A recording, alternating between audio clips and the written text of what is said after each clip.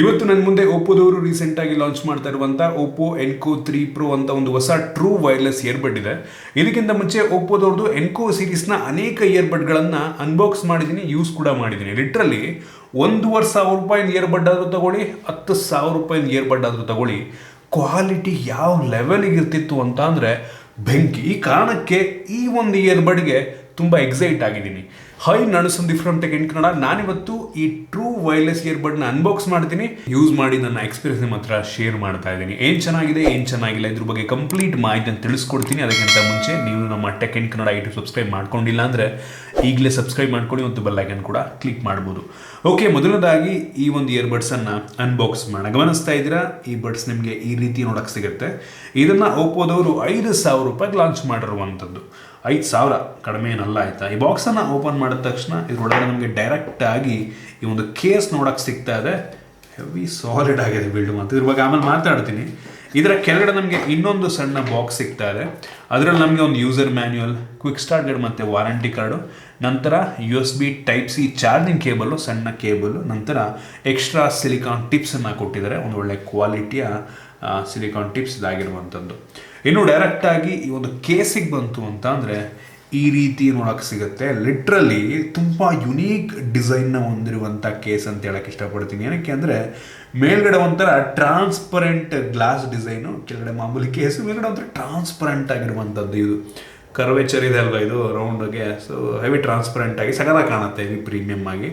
ಇದರಲ್ಲಿ ನಮಗೆ USB Type-C charging port ಇದೆ, ಮತ್ತೊಂದು LED ಇಂಡಿಕೇಟರ್ ಸಹ ಇರುವಂಥದ್ದು. ಪೇರಿಂಗ್ ಮಾಡ್ಬೋದಾಗೆಲ್ಲ ನಮಗೆ ಇಂಡಿಕೇಟರ್ ಮುಖಾಂತರ ಗೊತ್ತಾಗುತ್ತೆ. ಇನ್ನು ಇಯರ್ಬಡ್ಸ್ ನಿಮಗೆ ನೋಡೋದಕ್ಕೆ ಈ ರೀತಿ ಸಿಗುತ್ತೆ. ಒಂದು ಒಳ್ಳೆ ಬಿಲ್ಡು, ಒಳ್ಳೆಯ ಲುಕ್ಕನ್ನು ಹೊಂದಿರುವಂಥದ್ದು, ಮತ್ತು ಒಂದು ಲೆವೆಲಿಗೆ ಲೈಟ್ ಕೂಡ ಇದೆ. ಈ ಎರಡು ಬಡ್ಸ್ಗಳ ಮೇಲೆ ಲೆಫ್ಟ್ ಟು ರೈಟ್ ಅಂತ ಹೋಲ್ನೇ ಮಾಡಿಬಿಟ್ಟವ್ರು, ಆಯಿತಾ. ಸಗದಾಗಿ ಕಾಣುತ್ತದು.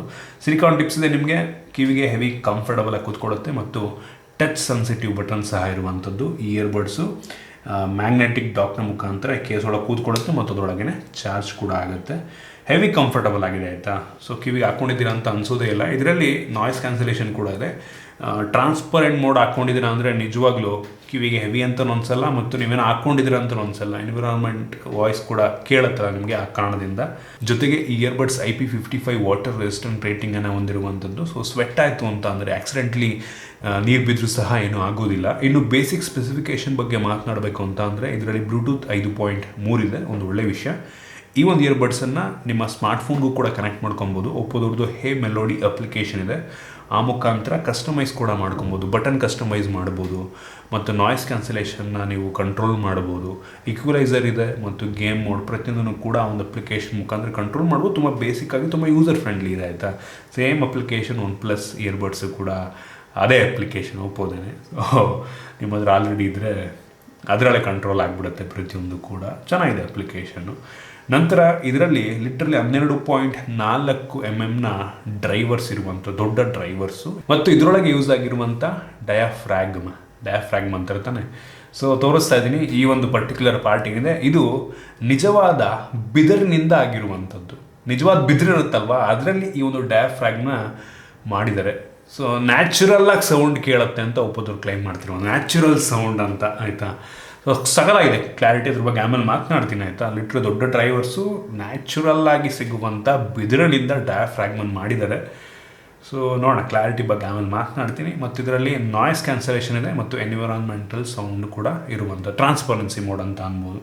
ಸೊ ಟ್ರಾನ್ಸ್ಪರೆನ್ಸಿ ಮೋಡು ಸಾಕಾಗಿದೆ. ನಾಯ್ಸ್ ಕ್ಯಾನ್ಸಲೇಷನ್ನು $5,000 ಬೆಂಕಿ ಇದೆ, ಆದರೆ ದ ಬೆಸ್ಟ್ ಅಂತ ಅನ್ನಲ್ಲ. $10,000 $12,000 ಲೆವೆಲಿಗೆ ಆದರೆ ನೋಡಿ ಇನ್ನೂ ಚೆನ್ನಾಗಿರ್ತಿತ್ತೇನೋ. 5,000 ಲೆವೆಲಿಗೆ ಹೆಂಗೆ ಕೊಡಬೇಕೋ ಅಷ್ಟು ಕೊಟ್ಟಿದ್ರೆ ಸೊ ನಾಯ್ಸ್ ಕ್ಯಾನ್ಸಲೇಷನ್ ಪರವಾಗಿಲ್ಲ ಅಂತೀನಿ, ಆಯಿತಾ.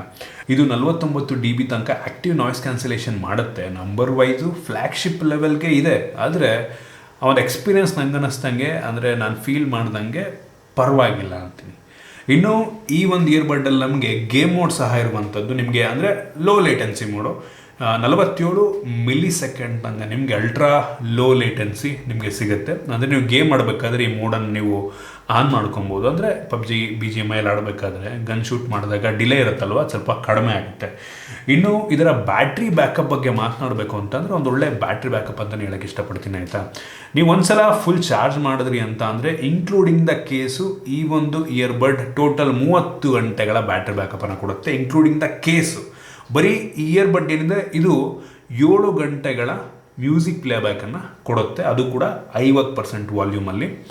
ಇದರಲ್ಲಿ ನಿಮಗೆ ಎಲ್ಡ್ಯಾಕ್ ಎಲ್ಲ ಸಿಗ್ತಾ ಇದೆ, ಅಂದರೆ ಐರೆಸ್ ಆಡಿಯೋ ಆಪ್ಷನ್ ಕೂಡ ಇದೆ.